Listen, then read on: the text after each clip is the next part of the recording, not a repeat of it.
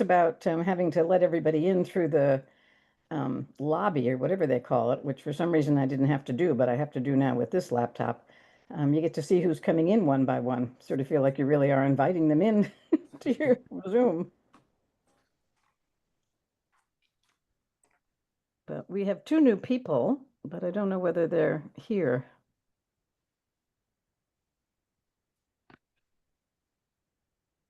Looks like Peter is here. Peter. Hello, Yes. Peter. Hi. Yeah, Peter Sweeney here. Yeah, hello, Peter. You want to say hello and welcome yourself? We'll welcome you. Yeah, well, I appreciate joining the crowd here in the SCORE group of Cape and Islands.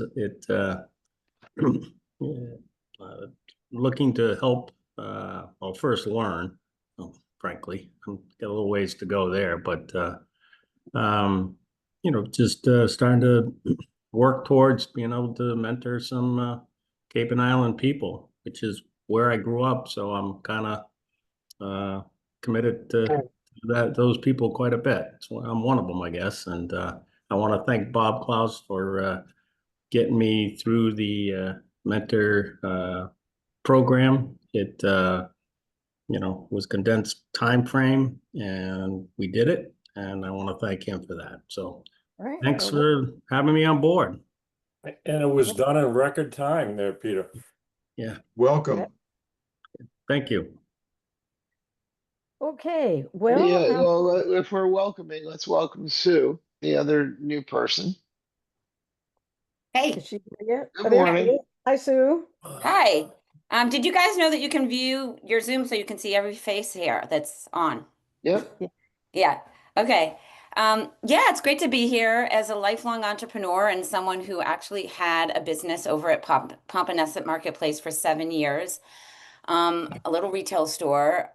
I evolved over 12 years ago teaching online marketing and specifically Instagram marketing to a global reach as a keynote speaker, as a community builder, and as someone who has a vibrant online presence. And now that my husband and I live here in Falmouth Heights, started in Wellesley, moved to Boston for 6 years. We were downtown Boston right in the heart of the city, which we loved. And this was our summer home. We bought it 15 years ago, and now it's where we live most of the time when we're not traveling. And I wanted to give back to the community as someone who has been a small business owner and has had 18 businesses. I know a lot that what it takes to make money doing what you love. And I wanted to give back to the community in a way that I could use my experience, my knowledge, and my wisdom. And I decided to proactively look into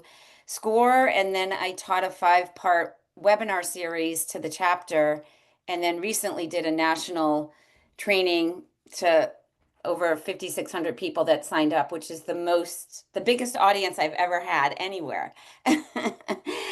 Sign up for something that I've done. So I am just excited about really giving my knowledge to the business owners here on the Cape. And as someone who is very nimble and entrepreneurial and knows how to really just be scrappy, I think I can relate to a lot of the struggles and challenges that I am hearing all over the world with small business owners. So thanks for having me, and I'm excited to contribute however I can to whoever I can whenever I'm available.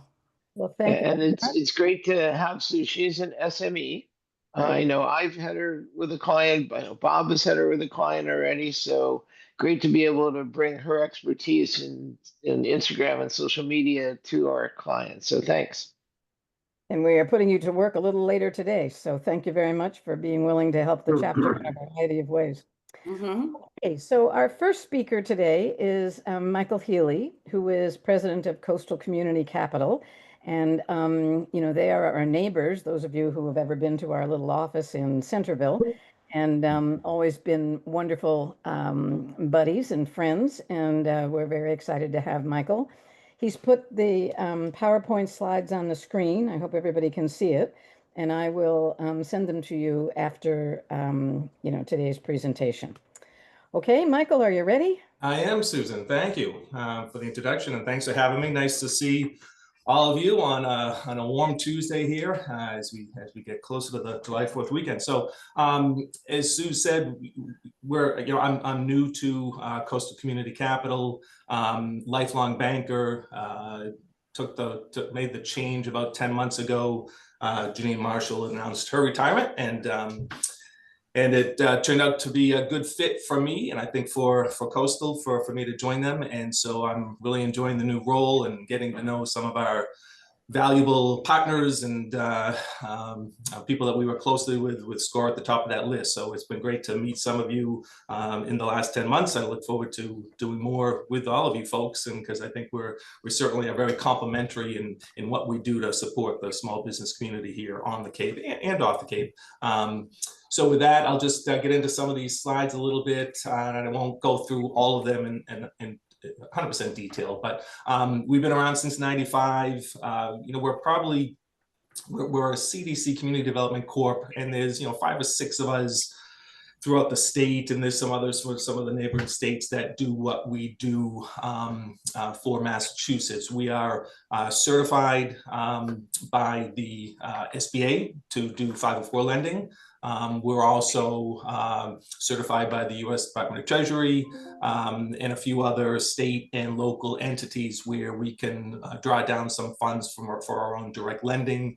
And we do some of the SBA products I'll get into a little bit. So we're headquartered here in Centerville. I like to say, as we're trying to do the same impact on the Cape and Islands community, we're trying to branch a little bit more into the off-Cape area. So I like to tell my off-Cape banker friends and small businesses that we have satellite offices in Kingston, where I live, and in Rowley, where Nick Jonas, one of our longtime underwriters, lives as well. So we do have a little bit of a reach beyond the Cape that we can go and help small businesses that are looking to get started or grow and expand. As I started to mention, we're a certified SBA 504 lender. We're also a direct lender, meaning so we can package the 504 product, which essentially is a way for businesses to put less cash into primarily real estate, but also large fixed asset acquisitions. Typically, they'd go to the bank, and the bank would say, "Oh, I want 20 to 30% down, sometimes more." With the 504 product, they can get financing up to 90%. With the bank doing up 50%, and the SBA through us doing up to 40%. So it's not our money. It's not the money that we lend. The government, through funding debentures or bonds, actually funds those loans, but we administer them, we underwrite them, we submit them for approval, and we service them. We do have some direct lending capabilities. Like I said, we can tap into some national and state funding sources where we can do loans. We typically will do loans up from $50,000 to $350,000. In the last year or so, CDCs like us were allowed to apply for and receive approval to tap into the SBA 7A guarantee program, which banks, most banks are involved of, and they have higher limits. But the 350 limit allows us to not necessarily compete with banks, but for deals that the banks can't quite do, it would be something that we could take a look at and kind of help the bank retain a relationship with that borrower or that customer on the deposit side. Maybe they're not quite ready to fit the bank profile from a risk tolerance point of view for a loan today, but maybe in 3 to 5 years, their next loan would be with the bank. So we're kind of that feeder system, if you will, where we can do some direct lending. Whether there's a 7A guarantee or not, we can help some small business, typically whether they're startups or just really, really smaller or don't quite have the collateral, and that's what the guarantee program comes in. And as I kind of started to talk about on the 504 side, many of you are probably familiar with this, so I'll go quickly, and there'll be a little time for questions and answers later. But typically over here on the left, like I said, borrower walks in, and this is owner occupied, so this is not investment properties where owners, if they're leasing and want to buy a property, or if they're already own a property and they want to expand into a bigger facility or a second facility, they find something, they go to the bank, and the bank says oftentimes 25%, give or take. Well, with a 504 program, it's a 50% bank first mortgage.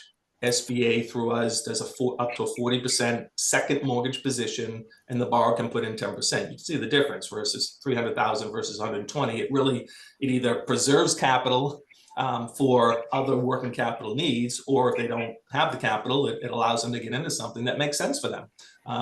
Start creating equity, owning versus renting. There's a lot of benefits, as many of you know. So it's a nice way for business to kind of take that next step. Let's see. There are some additional uses that can go into the equation here, not just the $1.2 million purchase price, but there are other things. Oftentimes there might be renovations, or they might be buying some equipment, might be a real estate and business acquisition, and some of the quote business acquisition costs can be put into the 504 funding equation. Not all of it.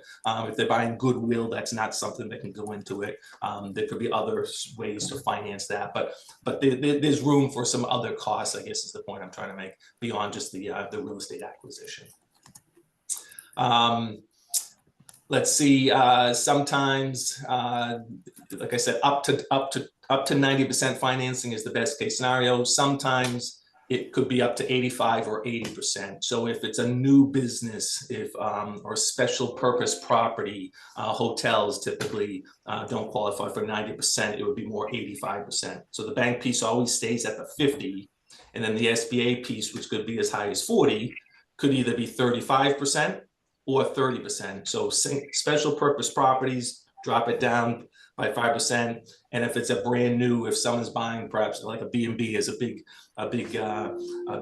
industry type or property type that we finance here on the Cape often, and that's 85% because it's a special purpose property. And if it's a new owner operator, it's down to 80%. So in that case, it'd be a 50% mortgage from the bank, and then a 30% mortgage from the SBA. If the SBA through us borrows still has to put 20% down. But most banks have a lower loan to value threshold for those property types anyways, and rather than 25%, they might come in and say, you got to put 30 or 40 or 45% in. So there's still a better opportunity for a buyer to get into a property than it might be otherwise without the 504 product.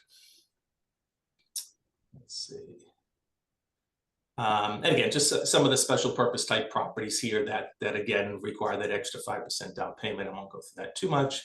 A new business category, again, you can kind of probably imagine what that is. Startups, or someone's buying a business, if they're buying a B&B and they have their own type of business that hasn't been in operation for 2 years, then they need to put that extra 5% in. So a few eligibility requirements. We get calls all the time from banks and professionals and clients, borrowers, trying to figure out what is the eligibility, where am I going to be on that matrix, and we can kind of go through that. Every case seems to be a little bit different. And in the case of how the financing works, like we had a closing yesterday where the bank actually closes 2 loans. They close their 50% permanent loan, and then in this case yesterday they did their 35% because it was a B&B in Yarmouth. They did their 35% interim short-term second mortgage loan that eventually gets taken out by the SBA. So while our loan is approved through the SBA, they basically float debentures or bonds to fund these, and those are done every month. So depending on the timing, it could be a month or a couple months before the SBA loan is funded. So that bank actually is doing 2 loans, knowing that their second loan is going to be taken out by the SBA within a relatively short period of time. I won't go through this too much, but just some of the process, how it works. When I meet with banks and bankers, I go over that quite a bit. There are some caveats in that some of the down payment can be borrowed or even seller financing. Again, there's a few rules and regulations to go with that, but there is some flexibility to the program. Ineligible businesses, again, it's an owner occupied. It's a ownership product. It's not for investment properties, but and we closed a loan the other week on a business up in Weymouth, actually, and there's going to be a little bit of a rental piece. So the owners, the borrower, the primary operating company has to occupy at least 51% of the business, so they could lease out to third parties up to 49%, but it couldn't be an investment property where it's either 100% or more than 50% rented out to third parties. Big thing these days is the borrowers and all owners of the borrowing entity need to be a U.S. citizen, U.S. national, or have the green card. It used to be that you could have some percentage of the owners not be one of those three categories. That's a recent change that we have to follow through and confirm. So the other thing we do is the direct lending. So we are considered, and this was not always the case, while we've had money to lend out directly for some time, being able to do it through the SBA 7A guarantee program is a newer development, in part because the SBA didn't want the CDCs to be competing with the banks. But a couple of years ago, they said, let's give those who wanted to apply for it the ability to tap into the guarantee program up to $350,000. So again, that's a smaller threshold. The banks can go much higher. And again, we don't want to compete with the banks. The 504 product is not a competing product. It's a complementary product. We're not a full service bank. We don't offer deposit services or other things. So we're really here to promote small businesses, but really complement and work with banks. So I love this product. And we're not out there marketing it and trying to get customers to come to us. We'd much rather, in fact, most of our 7A loans that we've done have come from bank referrals. Hey, I had this existing customer. They're obviously a small business. They're newer. They're younger, but we couldn't quite get approval for this $300,000 loan. We want to keep the deposit relationship. Mike, is this something that you and Coastal could take a look at? And if you get it, that's great. We get to keep the relationship, and maybe in the next couple of years, when they have their next loan request, they do qualify for it. So it's a great way to kind of work closely with the banks and obviously help the small businesses get financing that they know they can't quite get, but they need it to get to the next step in their business or to start a business.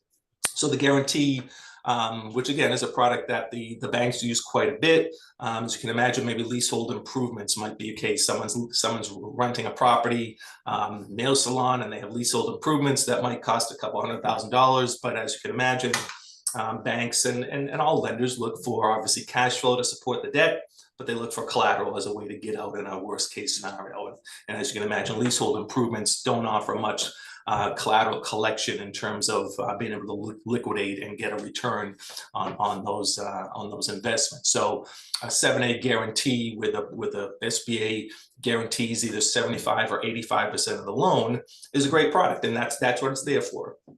We want to be prudent lenders like the bank. We're not just saying great. This is a young company or even a startup, and who knows about cash flow. And but if it goes bad, we're not going to lose our money. It's the SBA. No, we want to be prudent about it. We want to look at the business plan that they may have had you folks help them with, and make sure that this makes sense, that they have the right background, that it's a well thought out plan, that the projections are reasonable and attainable. Oftentimes, we will be looking for a second mortgage on real estate, on homes owned by the owners, as a way to protect ourselves and the SBA program. Because the worst thing that we can do is not be prudent about how we make these loans, and have too many of them go bad and have to have the SBA pay, and then that threatens the whole program. So we want to be prudent lenders. We have been. I think Coastal has a real nice history. Certainly, my credit background coming from a bank. We want to make loans that make sense, but this is a nice way to be able to do a loan, protect ourselves, but able to get the money out on the street to the businesses that warrant it. We do have some thresholds that we're looking to do 60% of our loans must be to underserved markets, either in low to mod income sources or low to mod geographic locations, or low to mod individuals themselves. So we have some criteria that we have to meet in terms of putting the money out. again, the purposes for these types of loans would be for working capital, operating expenses, maybe renovations, leasehold improvements, equipment purchases, various needs along those lines. Most of our loans would be up to 10 years, although they can be longer. They can be 15 or even 25. We can do a real estate loan with a 7A product versus the 504, although most of them typically would be that 504 loan up to 90% with a bank involved. But if there's a real small real estate acquisition, in fact, we did one in Wellfleet a couple of weeks ago, or a month or so ago, where it turned out the best vehicle was a 7A real estate loan for it instead of the 504. So we do have some flexibility on how to do that. From an interest rate, I didn't really mention it, but on the 504 loan, one of the advantages to the borrower is that the rates are locked for 25 years, and they're typically lower than the bank. So with the bank might say, sure, you've got a 25-year amortization on your loan. We're gonna give you a 5-year fixed variable rate loan, so it's gonna refix every 5 years. The SBA locks that rate for 25 years, and it's typically 25 to 50 basis points lower than the bank rate. So there's a nice benefit for the borrower in that regard. On the 7A guaranteed loans, the rates aren't quite as generous. The risk profile is a lot different, I would say. So it is a little bit of a risk-based pricing, and it could be a variable rate tied to Wall Street Journal Prime plus some kind of spread, or it could be fixed. But again, not as low as the real estate 504 loans. But a nice product and a nice alternative to where these folks might have to go. The bank says no, if we're not able to do it. There's, where do you go from there? You're going to really pricey money, and the pricing we're all able to offer is a well below where they'd have to go if they can't get it from us. Let's see. And as I mentioned, and this is kind of more the pitch to the banks, because again, that's where a lot of our business comes from. Although we get a fair amount of direct calls, and if it's something that the bank can't quite do, we can do it for them. Let's see. And that's the three of us that are sort of the main business development people. And I promised Sue I'd try to leave a little time for Q&A, and I think I've done that. Great. I have a question. Yes.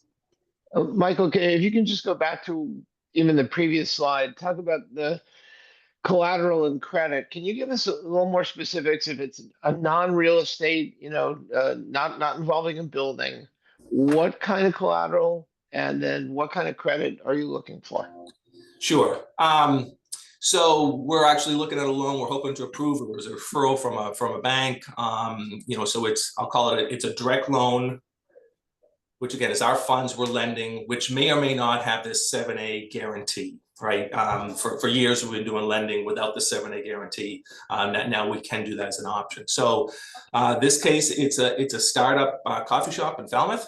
The folks they have full-time jobs outside of that. They have another small business. It's kind of young, but the cash flow it seems to be stabilized. The bank wasn't quite comfortable with those kind of dynamics. When we looked at it, we felt that the existing business was stable enough. Again, we liked the fact that there was outside income outside of those two businesses that really stabilized things. Their credit scores were good. They didn't have a lot of personal debt. They were willing to give second mortgages on their homes. And we thought that, and the projections for the new coffee shop were reasonable. We were able to, as a lender, I always like to do, great, here's what they've come up with, oftentimes with help from you folks. How much can I discount those numbers? How much can I say, the revenues are going to come in 10, 20% less, the expense is going to be a little higher. And if the numbers still can kind of work, most banks look for a debt service coverage, meaning for every dollar of debt, they want to see like $1.20, $1.25 cash flow. We're looking for that as well, but as long as it's one-to-one coverage, we're a little more comfortable kind of looking at that as a starting point. So Todd, I'd say In those cases, again, we're looking for a lot of the same things that the bank are, but maybe a little more flexibility, right? You want some ownership, management that you believe in, and oftentimes it's a new venture for them. But if it's something that they've worked in the industry, or they have something that kind of speaks to you that makes you believe in their ability to make this business plan come to fruition, we're looking for that. Oftentimes, we're looking at projections, or maybe it's a young company and the existing cash flows are marginal. This is why it's going to improve. Can we buy into those reasons? And again, from the collateral perspective, we oftentimes are asking for a second on homes, because that's oftentimes the only collateral they have to offer. The leasehold improvements, the working capital obviously doesn't offer collateral. While we're getting the 7-8 guarantee from the SBA, we're not relying only on that. We don't want to put the SBA program in jeopardy. So we are saying to them, if you're asking for us to lend you money, you're asking us to believe in you. We're going to ask you to show that you believe in yourself as much, and put your home on the line. Oftentimes, banks don't like to do that. If they do, they want to see more equity in the home. We're willing to lend up to a little bit of a higher loan to value position on the homes that allow us to do it. Okay, Mark? Michael, when in the process, when we have a client that is obviously going to need financing, when do you want to get involved in the process?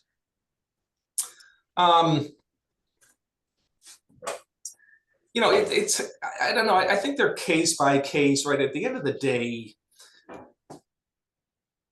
we certainly will do hand holding and work with folks, but you guys are doing a lot of that, right? You're spending a lot of time with them, working on their business plan, trying to cull out the ones that you think make sense, right? And I think I remember a few of you saying, some of the best mentoring you've done is to have someone recognize that maybe this isn't for me, right? And this plan isn't something that makes the most sense. But I think, having a good business plan, I think before the business plan is done is probably too early. Other than, I'm always happy if you want to call and say, hey, can we have a chat? We're doing the business plan, we're nearing completion, but help me understand, or let's talk a little bit about what are their chances for getting financing. And I think giving you some feedback in that regard, I'm happy to do. Before the business plan is done, we're not going to be in a position to say, entertain a formal request, but could I give you some feedback? Absolutely. So if that's something that would be helpful to you, we're happy to have those conversations, throughout your business plan preparation process. Thank you. Michael?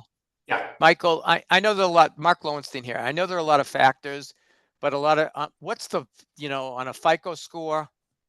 Because I get clients who come in and they want this and that. And then I say to them, how's your credit? And they tell me their FICO score is like 600.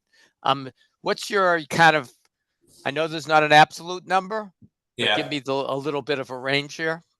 Thanks. Probably 650-ish is where we want to see it, be at least that number or above. Again, the higher the number, the better. For a lot of the small business lending, that sometimes is the biggest thing you rely on. If there's a story, I remember throughout my career, some bankers and some banks say, listen, we don't want to be story lenders. Give us all the numbers and we want everything that makes sense. We don't want to hear why a number doesn't make sense. We're a little more of a story lender here, right? We'll hear the story and see if there's a good reason for why something doesn't look the way you'd like it to look, whether that's cash, last year's cash flow or your credit score. If we can document and get comfortable that there's a good reason why the score is not as high as we would like it, then we can take a look at that. Again, wherever there's a weakness, you're looking for offsetting strengths in other places. So if everything is kind of weak and everything's a story, that's a challenge. But if there are other offsetting strengths to a marginal credit score, we'll try to find a path. Great, thank you. Sure. Anybody else? I can't see any. Yeah, I have a couple of quick questions. Go ahead, Steve. Hey, Steve. I was wondering if you're limited to the state of Massachusetts, And if you are, do you have a network at all with other entities outside of the state?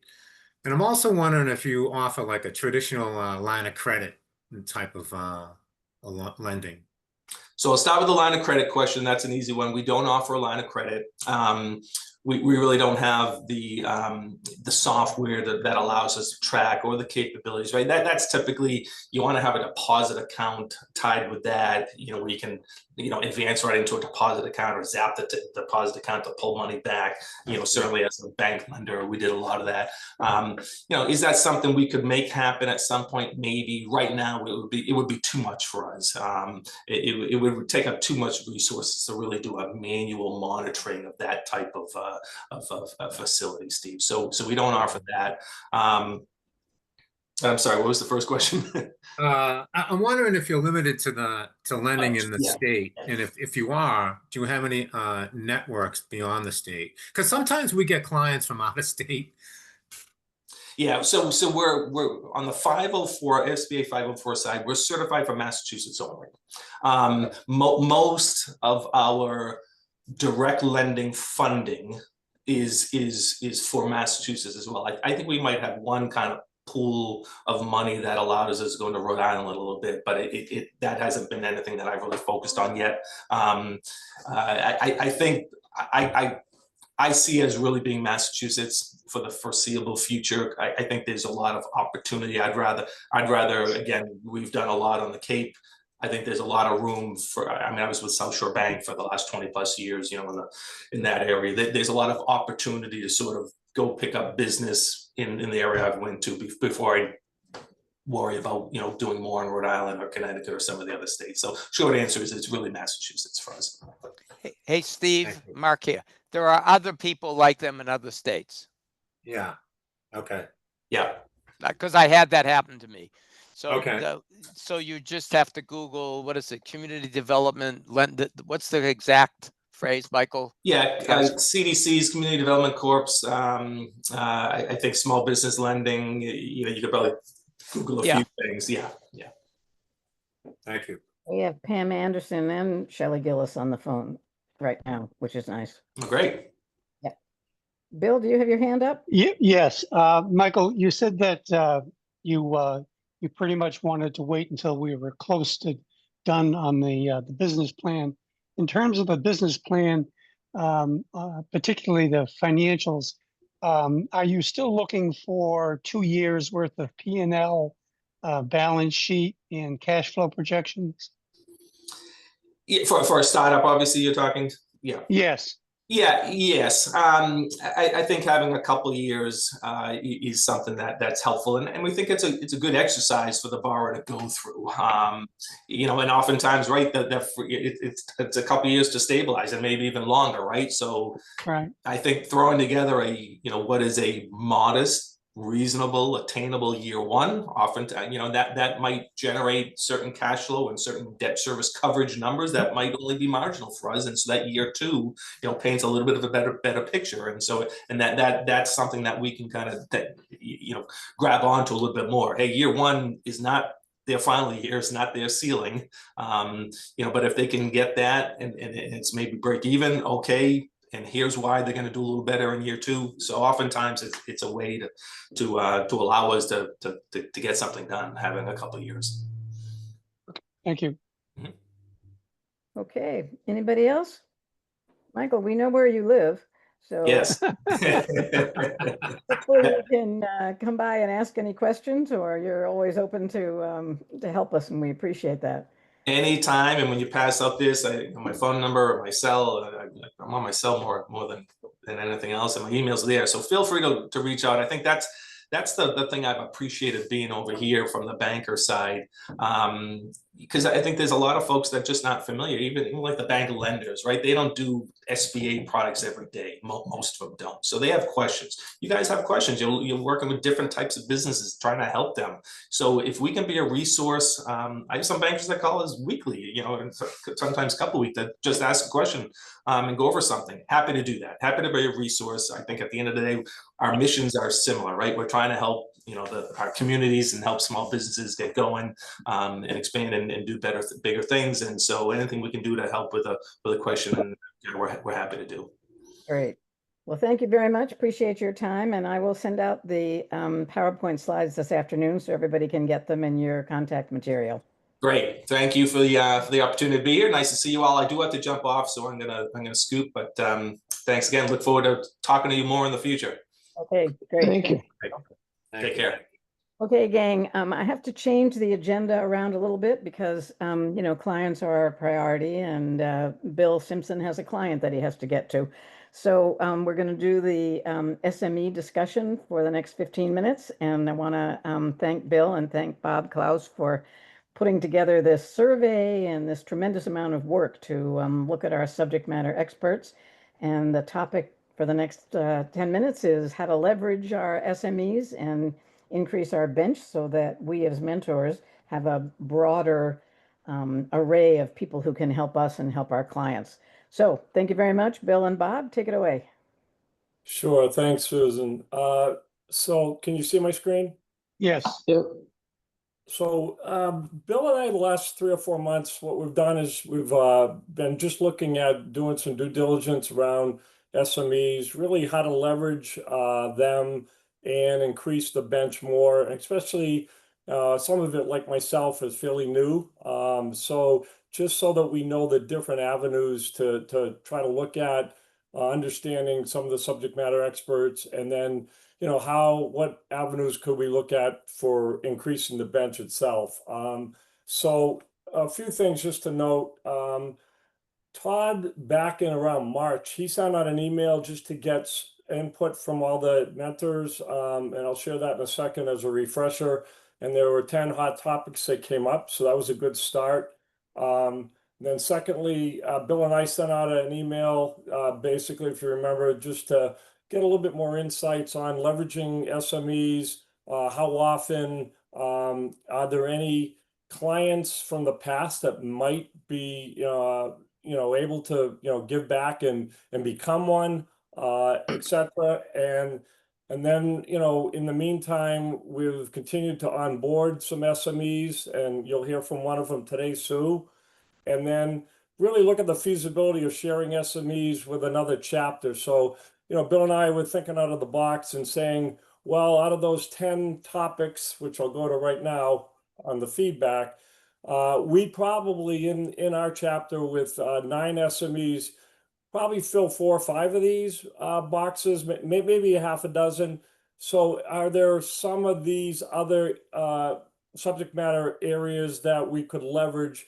So you're going to hear shortly from Bill about what we've done in aligning with the Southeast Mass chapter, because they do have some expertise in some of these gap areas itself. In April, the feedback, what Bill and I sent out, and this was good for me, especially being fairly new, is that, I think what we heard was that everyone feels that this is really an enriching type of experience for our clients when, they see that there's more than one listening to and solving their, business challenges, especially someone who's been there before. And not all of the general mentors are going to be in a situation where they have the experience, especially the newer ones where you've been down this road before. So bringing in a subject matter expert's been really good for me. I actually brought someone in from the Rhode Island chapter around prefab homes, who this person had 40 years experience. He's a general mentor out of the Rhode Island chapter, but basically, he really helped one of my clients in that area as an example. 10% of the time, what we heard was that SMEs are used, but what we heard was that a lot felt that we could be using them more if we knew who they were and how to find them, and what are some of the vehicles that we could use to try to find mentors, which obviously, using the National and Cape Cod website for SME use, certainly understanding more around our own mentors and what their backgrounds are, and looking at, some of those options. So I think initially, Bill and I were thinking, well, how do we build a bench organically? But, we realized that there were 4 or 5 different avenues that we could leverage to make sure we could maximize the use of them.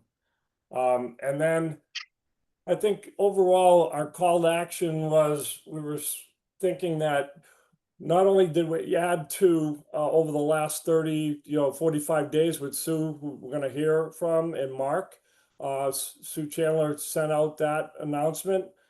We asked really that everyone starts to get to know their mentors' backgrounds, especially those like myself who are fairly new. So just perusing, the Cape Cod website, selecting a mentor and just understanding, for those that we don't know.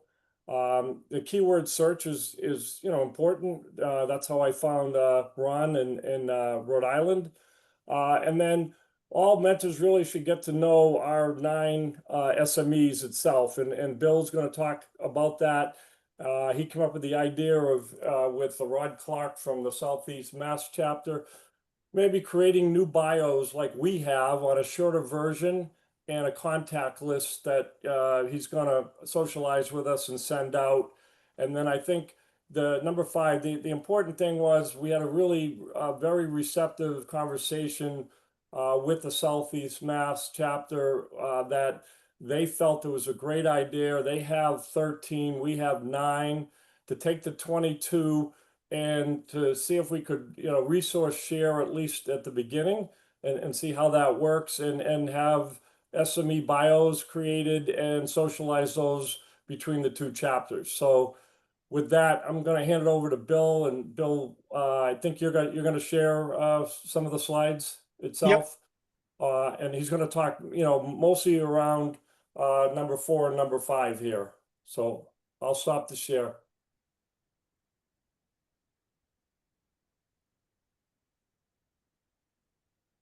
Okay, as Bob mentioned, one of the things that we found was mentors were saying that they weren't really familiar with the background of the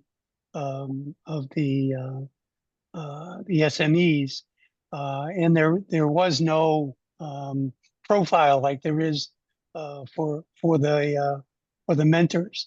So we are in the process, and this is still a work in progress of gathering the profiles. As you can see in the list, I hope it's showing for everyone now. There's a little section for the profile, sort of a little focus on what their area is, and then we go down underneath, and we have a short profile about the person. One of those people is on the call this morning, David Epstein. David is a former long-term mentor, and he's come over to the SME side. And David filled one of those holes in those 10 areas that we're looking for, in that David has an extensive retail background. Going through a little bit more of the list, Crystal Mucci is a relatively new SME, and she brings QuickBooks expertise to us. Mark Ott is also going to bring QuickBook expertise in financial statements and budget and forecasting, but we need to get his forecast. But this next page is where I really want to focus in terms of our own mentors, because I think the last 3 people on our list really show the diversity of our group. Matt Stevens, who I think probably a lot of people are familiar with, he's done a lot of programs for us and continues to be someone that I use as a SME quite a bit, particularly in the SEO area. Matt has a lot of expertise in a lot of technology areas, and he has a real comfortable feel with the clients and does a great job. David Troutman is someone I think everyone is probably familiar with. David is one of the co-owners of Scargo Cafe in Dennis. David does SME work in the restaurant area, as well as a lot of work with nonprofits that he's done and is willing to share. And I've used him in both regards. And David does a fabulous job and the clients really love him. And then the last person on the list, but certainly not least, is Sue Zimmerman, who's going to speak again today. And a lot of our mentors have already used Sue, and I think she's going to be a real superstar with in the digital marketing and social media area. So we're looking forward to working with her. In terms of looking at the and this is a copy of the list that will come out with those profiles that sort of summarizes the contact information for all our people. And then the SEMA group. Oh, this is not properly sized here. I can get that. It's not. One of the things I wanted to go to is I wanted to talk a little bit about this page here, where we have a person in the human resources area, which is one of the areas we're looking for, as well as the grants and nonprofits, which is an area that we have a lot of demand for here on the Cape, and we should be able to use this person from SEMA.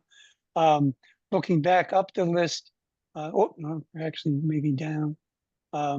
There's also a person who has familiarity with franchising, which could be a real high demand area.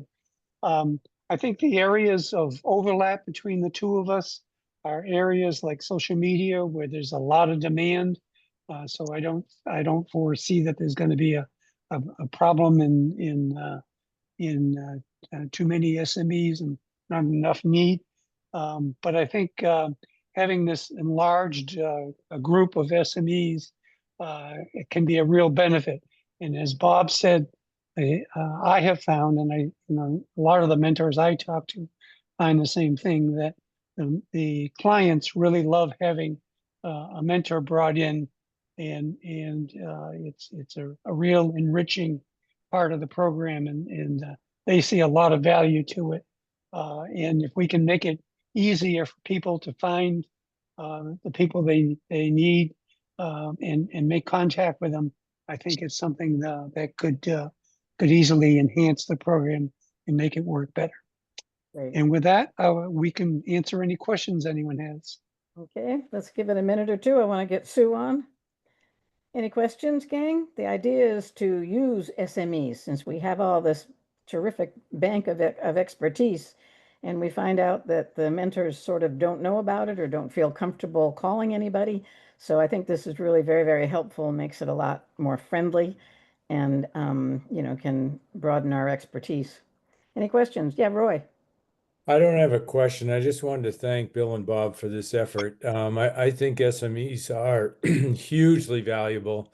I recently used the key search to find a trademark attorney out of New York, and she was absolutely terrific with one of my clients. And I couldn't have done it without her in terms of the expertise that my client was looking for. So, Bob and Bill, thank you very much. I'll be leaning on your list a lot.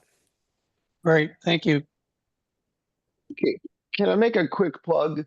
Yeah. To Roy's point, we all have expertise, right? We all, like, we're talking about finding other people, whether they're designated as a mentor or an SME. When you set up your profile and engage, there's a section called subject matter expertise. That's the keyword stuff that we're all talking about. If we don't fill it out well, then we're not, then no one's ever going to find us for that, and vice versa, right? So take a minute, make it more, be really specific, be as specific as you can. That's going to help everybody. And that's the keyword search you can use and engage to find other people. I've found people, whether they're mentors or SMEs, it's semantics at some level. We're talking about bringing somebody in to help a client. I had a client who was in book publishing. I found somebody in Maine who had a background in book publishing. It works really well, but it only works if people fill out that section. Right. Okay. Thank you. Thank you. Yeah, Mark, quick question. And we can use each other. Yeah. I was called in to work with a mentor from Fox Valley in Illinois because of our trade show experience.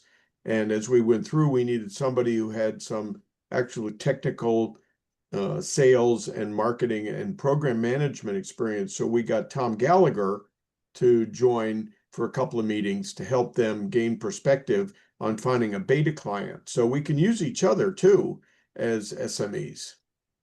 And we also learn from using one another. So it's a very positive thing. Okay, thanks very much for this. Speaking about expertise and rock stars, I have to just tell one very funny story about Sue Zimmerman. I was at the chamber breakfast, our awards breakfast, and somebody came up to me and said, "Is that Sue Zimmerman?" And I had never met her. So I said, "I don't know." And she said, "Is she with SCORE? Wow, she's a rock star."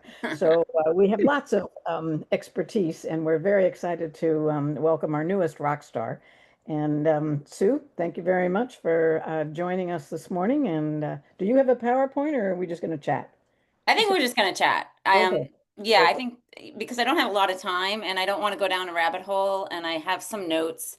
And I would love, first of all, a couple things about Sue B. Zimmerman. The B is part of my branding. We're talking about branding. I love that Todd just talked about like being really laser focused on your market niche and who you are and what you do. And I am all about that. Like, if you want to be seen in this very, very noisy digital world, I'm talking about digital, although I do a lot in person as well. It is so important to stand out from other people. So, real quick story, when I went to get my website, my name is Susan, but I never go by Susan. Susan Zimmerman was taken. Sue Zimmerman was taken, but my middle name is Beth. Sue B. Zimmerman was not taken. The world knows me as Sue B. And so when the B is not with my name, I stop a podcast interview and I'm like, we need to start over. Because it is literally part of the brand and the brand equity and everything that I've built over the past 12 years. So I just quickly put a little bio here because I think people can read while I talk a little bit and tap into things. I like I said, I've been a lifelong entrepreneur. I had my first $1 million business when I was right out of college, very scrappy. I have a degree in nutrition from Simmons. I never used it, but I'm very healthy and I care about wellness more than anything. And I moved to Virginia Beach, Virginia, and I started my first business, hand painting boxer shorts, hand painting clothing. So to anyone that has a client that sells physical products, I did that for many, many years. And after hand painting, we started silk screening them. We sold to Disney. I got licenses for every college campus around the world, I mean, in the US, and licenses with Disney and The Simpsons way back in the day. So I understand what royalties were. I understand what manufacturing, wholesaling, retailing were. And I sold that business to my partner, moved back here, got married, had 3 daughters. So from that, I just had learned how to market relentlessly. And a lot of the things I'm going to talk about real quickly are from what I used to do back in the day when I had to be scrappy and do a little tier pull and post it at every coffee shop in Wellesley where we raised our kids and I had a business.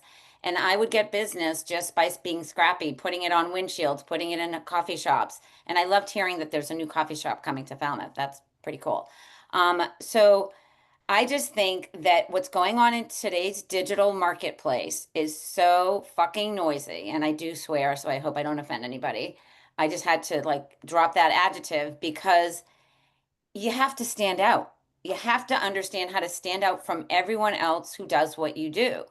And that is when I'm working with my coaching clients, that is what I say to them. Like, what makes you better? What makes you different? What is the nuance about you, your product, your experience, your knowledge, your wisdom, and how can you share that online so that we build trust, so that we like you, so that we want to connect with you. We want to be part of the SCORE community. We want to get to know you and make this world a better place, because that for me is the end goal with everything I do is like connecting from a heart-centered place. And in the digital world, what I see from a lot of people, they don't lean into curiosity. It's me, me, me, me. It's market, market, market. It's selling, selling, selling. It's not serving.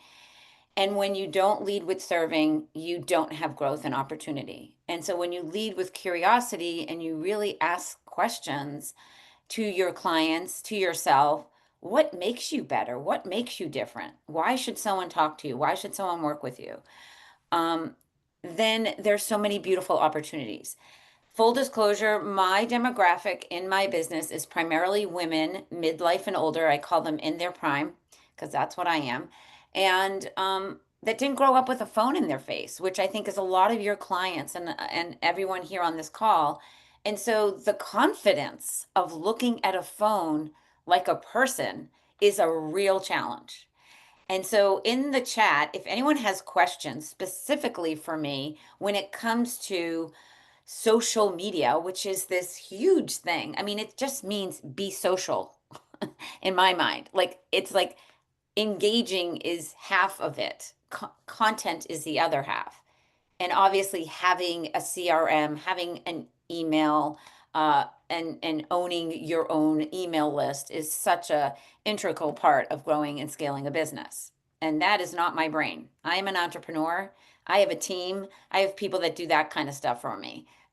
Like, you gotta decide what you're good at and lean into that, and you gotta hire people to help you with the things you need support with. And I think that that is really difficult for small business owners because many of them don't have the budget, or they don't think they have the budget. But AI can be your best virtual assistant, or it can be your worst content creator because it's obvious when you're using AI if you don't edit. So I can talk about so many things because I've been in this game of teaching social media for so long. But I came to this meeting just with an open mind and an open heart to help and serve. And yeah, I think it would be best if I could answer questions that you really need and want answered.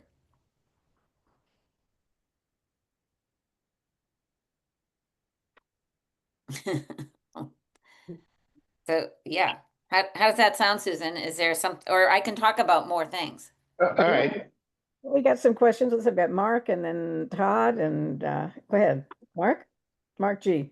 When a client says, I don't know where to start, Yeah, that's pretty sad.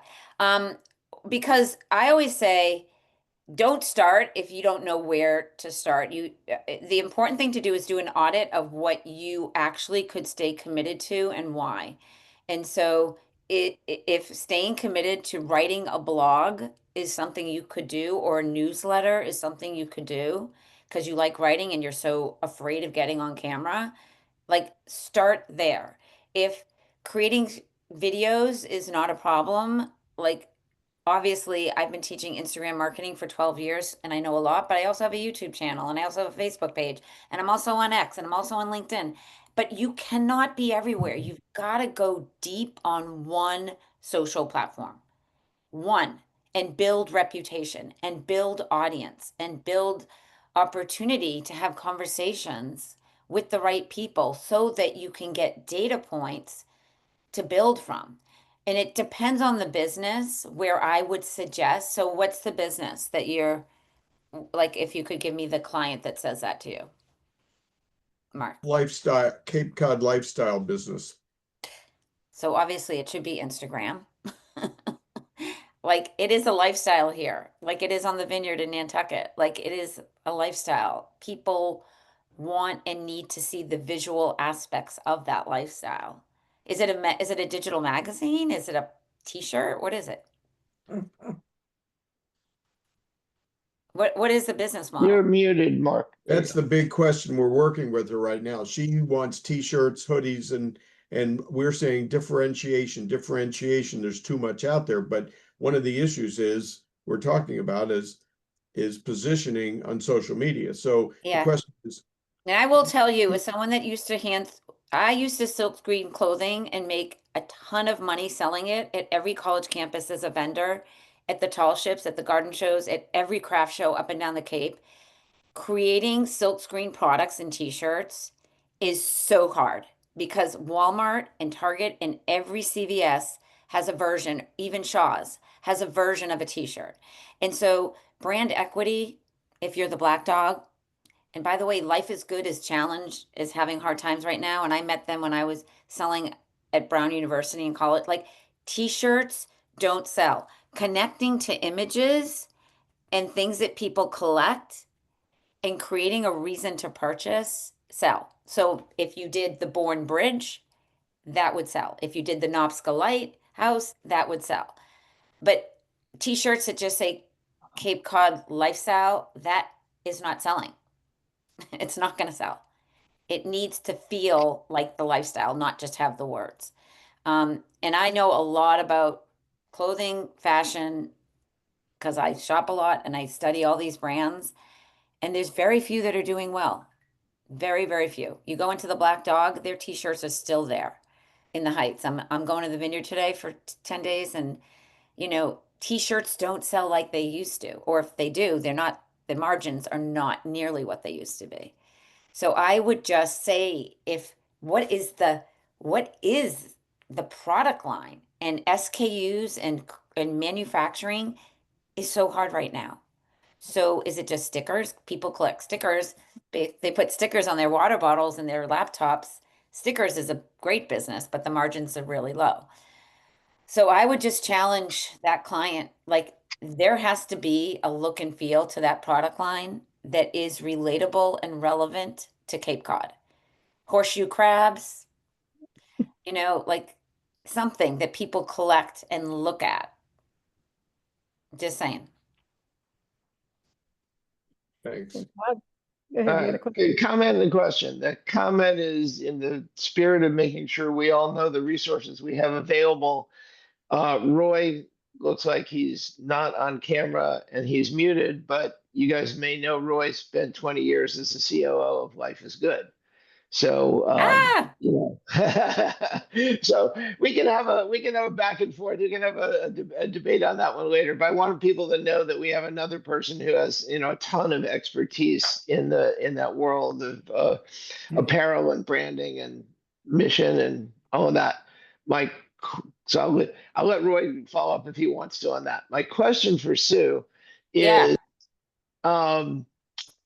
lots of social platforms. You sort of said pick one. Do you have, or could you share with us, maybe as a follow up? Is there any kind of guidance of when you know, which you say pick a platform? So is it Insta? Is it Facebook? Is it TikTok? How would we guide a client? Yeah, What it's are a we great listening for? What do we, you know, what triggers? Go here, go there. It's a great question. And the reason I obviously suggest Instagram more than any platform is because it has so many components. It has the inspirational, the educational, the motivational, and the products. People are buying on Instagram. People want to see the storytelling, the behind the scene, the visual aspect, not just the written word. YouTube, I say Instagram because YouTube's another great channel, but it's really challenging. And that, you know, YouTube shorts are great, but more people, if you look at their mobile habits, they're scrolling on Instagram. That 9 out of 10 people, if you look at their phone when I'm at the airport, they're laughing, they're scrolling, they're looking, they're shopping. And so it is a great platform, but it takes a long time. I'm not going to lie. It is a challenging platform, especially if you don't have that strategy, have that reputation, have that brand awareness to build a business. But I know so many people that have done extremely well, small businesses specifically, that are geolocation based is the easiest to build an audience. And so it depends on the business, obviously, but I personally believe that Instagram is beautiful for small businesses to get started, to do market research, to search and see what other people are doing. I am not on TikTok for different reasons, but some people are very much successful there, but I don't have the knowledge to share for that platform.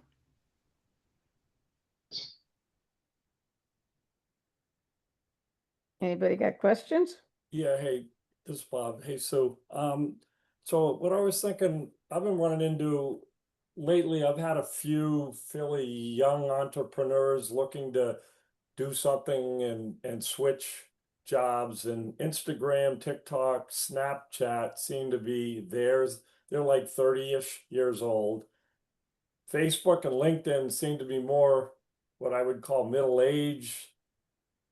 Facebook, YouTube, and LinkedIn probably more 50 and over.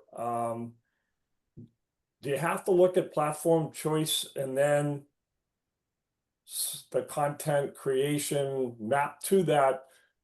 But there's the provider that's running a business that might be in a certain generation, if you hear what I'm saying. And then there's the consumer that there may be a majority in a different generation, and trying to get that map together. Yeah.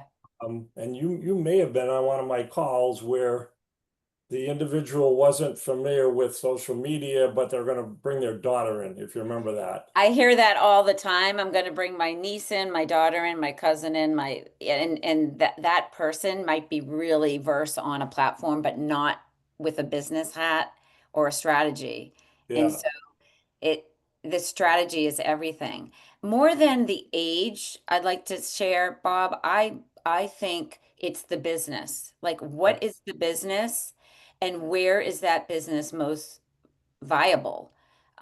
Because there's different nuances and what's organic to each platform that needs to be considered as well. Okay. Yeah, that sounds right. And then the hardest thing for any business is creating content consistently. And who's going to do that when the business owner obviously is really challenged with with time management. What about, if somebody says, I want to bring my daughter in, I mean, that may or may not be a good idea, but how do people use consultants to kind of offload some of the work, at least at the beginning?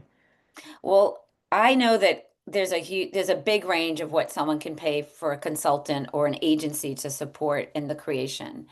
And every client that I've worked with that has come to work with me one-to-one that used to have an agency, that agency never did from presented their personality the way they wanted it to be presented. They had their own templates and their way of working with every single client, so it was efficient for their agency. But the nuances of that client and the personality of the business was never at the forefront. A really beautiful example of being at the forefront of a business is Sarah Blakely, the owner of Spanx, who is on Instagram as a personal brand as much as she is like her business. And because you get to know her and understand her, you have more of a connection to the brand. And I feel that many business owners, just if people understood the story of who they are and why they created the brand that they did, then people feel more connected to that emotional pull. And that's a piece that I think needs to be shared with clients when they're thinking about their social content creation.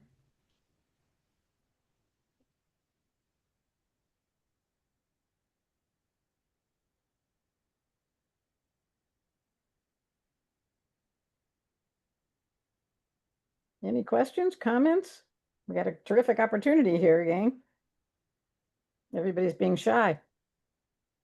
I have one more point that I can make if there isn't. Oh, go ahead. Go ahead, Mike. Hi, Mike. I sent you an email a little while ago. The timing on this is perfect. I have a first call with a mentee later this morning. She's a blogger, podcaster. I don't know that I'm the right person for her based on the content, which is about love and relationships. Okay. I won't go any deeper on that. Okay. But are you amenable either to co-mentoring or maybe even me handing Sure. her to you? Okay, great. Sure. Yeah. Thank you.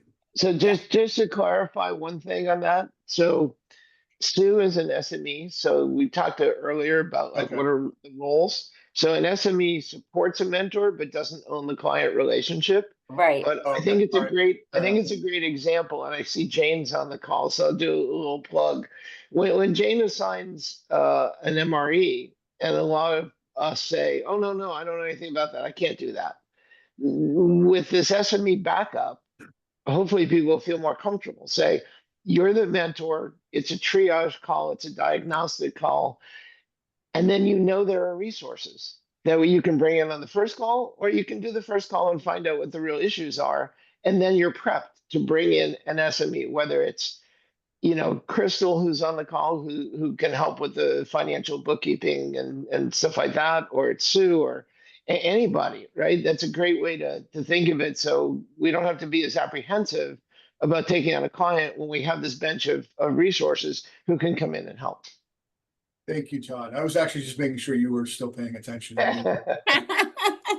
Good job, Mike. I think it's fun to find out who's got love expertise in this chapter. Yeah. So I know time's running out. There's, I think, one more helpful thing for all of you that anyone can do, and I speak of this often, which is engagement. So if your client is not feeling the content creation side of the commitment or ready for it, there is so much that can happen when you show up in the right comment thread to get attention from either a collaborator or a market audience, and leaving a comment, but not just like an emoji comment, but literally adding to a conversation that's relevant for your business. And you get eyes on you when you do that, when you become part of a conversation. And it can be very opportunistic. And because I'm going to use Instagram, there is phenomenal search engine, like with all the algorithms. You can find all your competitors and you can see what they're doing, and you can look and see who is commenting. And if people are commenting on that content, and chances are they are your audience as well. And there's a way to just find audience if you're starting out by really doing this market research. And if that didn't make sense, or anyone needs a little bit more on that, because I know it was a lot, especially if you're not regularly on social media, I'm happy to expand on that. All right, thank you. And any final questions, comments for Subi? Use the Right. Exactly. Great she's been great. to have Sue as a resource. Thank you. Yeah. And yeah, I just see so much opportunity for these small businesses to understand the marketing component. They have great ideas. And if the marketing and the messaging isn't in alignment, it's a struggle. And I'm hoping that we can all work together to help them just have that be more at the forefront. Great. Okay, well, thank you very much. Thanks for your expertise. I have a couple of kind of announcements and comments to sort of close out, and then we'll open it up for anybody who wants to have anything else to say. Just to do our regular dashboard performance, we are closing out with a fabulous, I know this isn't the federal fiscal year, but our other fiscal year. So our statistics are absolutely fabulous. Absolutely everything is up. Our mentoring sessions, our workshops, or number of people in our workshops. Our net promoter score is up to 95.10, which is fabulous and usually the highest in the region. Our follow-on range is going up and up and up. We're up to 72%. Our one and done is down, which is nice. It's up to 44%. And we have new volunteers, which is great news. 7 new of them this year. So once again, our data is fabulous, and thank you very much for all the terrific mentoring you do. You may have noticed, and Jane, if you want to make a comment on this, or Mark L., our numbers go down in the summer. Seems like people are busy in the summer, even the small businesses. So you may not be expecting very many calls, and don't worry about that. It usually picks up again in September. If you're going away, please let Jane know so she's not trying to find out that you're not taking clients by calling you 6 times. So please let her know if you're on pause or if you're doing anything unusual over the summer. And thanks again, Jane, for all that you do. 2 announcements. We are having a regional meeting. I think it's this Thursday, and I will learn more about what's going on at SCORE National. But SCORE National is very concerned about the fact that it is unlikely that SCORE is going to be funded again in the Republican budget. So the board is thinking about different ways. We know we've got an announcement that we're going to start charging for workshops, and it's possible that they're going to be thinking about other ways to be raising revenue. And as we learn more about that, I'll certainly let you know. I don't know whether Paul wants to add anything. I don't think he's on. Oh, there you are. You want to add any more about what's going on at in the big cheese with the big cheese, Paul? No. Okay. Another thing that we're thinking about is having a picnic. We usually have a summer picnic in August, and we have done it in a variety of ways. And this way, it looks like Bob's going to be helping us out, I think, in finding a place and getting kind of a picnic together. So we'll be sending out some more information about that when it gets closer to that time. So, we've al- I think that's Mark Hedges. Sorry, what did I say? I'm looking at you, Bob. Right. Yeah, no, Susan, I think Yeah. you're talking about Mark. I think Mark offered. yeah, I've got a place locked up. We just need to confirm the date you want to use in August, and they're ready to go in Hyannis. Right. Oh, sorry, Mark Hedges. Right. Yes, and I don't know that we have a specific date. We usually do it later in August, so most people are back from holidays.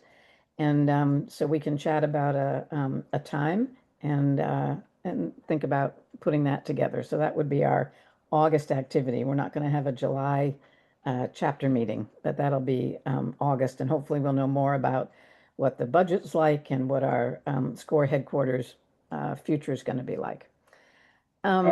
Susan, I have a few things I want to say. Okay, there you are. Hello, Paul. As you know, Susan mentioned the fact that our funding has been cut off by the administration.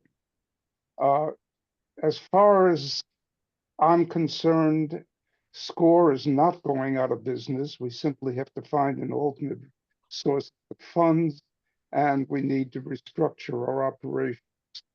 The fact that we're not being funded, first of all, there's a 10% chance we still may be funded because that spending bill hasn't been finalized, and we do have some clout on the Hill. I don't feel very positive about that, but it's an outside shot.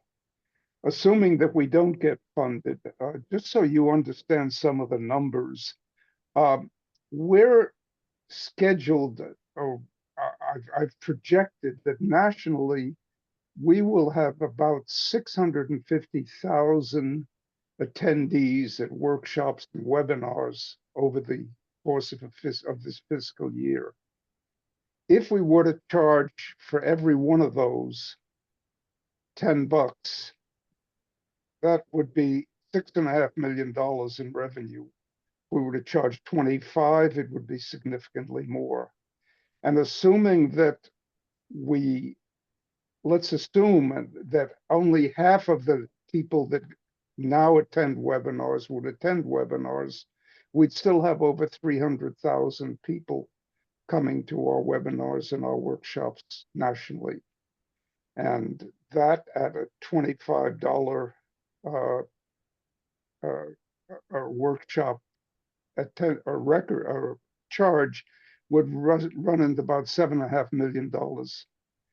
The other thing that's being looked at is, should we be charging people who are in business on some basis for mentoring?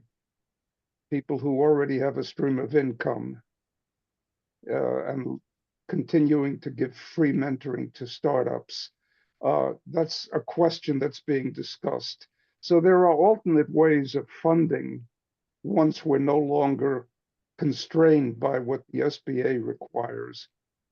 I have to be honest with you that I'm a little bit frustrated at the lack of transparency and the lack of information that's coming out from headquarters. And it comes out in dribs or drabs. For instance, I just looked and there are 11 people being paid as ROCs, the regional operations coordinators of the RVICs, assuming that those are all being paid about $60,000 plus a big chunk of benefits, whatever they are, like health insurance and vacations, etc. I figure that's an $800,000 number for the district for SCORE nationally. So I'm looking and I'm pushing to see that there are some significant cuts in expenses. Yes, they knocked off a few people at headquarters, but there is still, I don't know, some 60 or 65 people on the headquarters staff. And I think that's bloated and has to be reduced.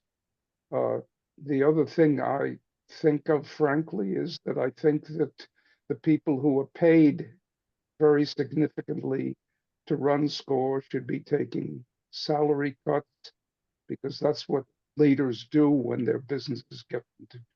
Anyway, so there are a whole bunch of things that are in the works and may happen. I will keep every chapter as informed as I can as things happen, and you know, I'm very much on top of what's going on to the extent that I can. We have a new regional vice president coming on board July 1st. Ed Coleman, I don't know him. I've worked a little bit with him. It's going to be different than Mark Cutler, but we'll have to see how that works. So anyway, I appreciate all you've done. I appreciate your forbearance in this, what is really a very difficult time for SCORE, but we will prevail and we will be around. You know, there's an old story, you don't have to grow or die, but you have to change or die. Well, we're going to change and do what's necessary to remain viable and to keep taking care of our clients. Well, and we thank you for all of your advocacy and trying very hard to both keep us informed and push SCORE, I think, back into the correct direction. So maybe, you know, with change comes opportunity, right? So I too see this as in a sense almost good news. We wouldn't want to have it done this way, but I think there are lots of opportunities to come along with this crisis. Yeah. Okay. Anybody have any All right. questions for Paul or anybody about where we are in the next couple of months? Yep, Todd? I don't want to cut off questions. I have something to add, but if some people have something for Paul, hold on. Anything for Paul? Nope, doesn't look like it. Go ahead. Yeah, I just wanted to give people a quick update on one other thing that's happening, which is the onboarding, which is SCORE National has this initiative, one SCORE, everything should be centralized, yada, yada.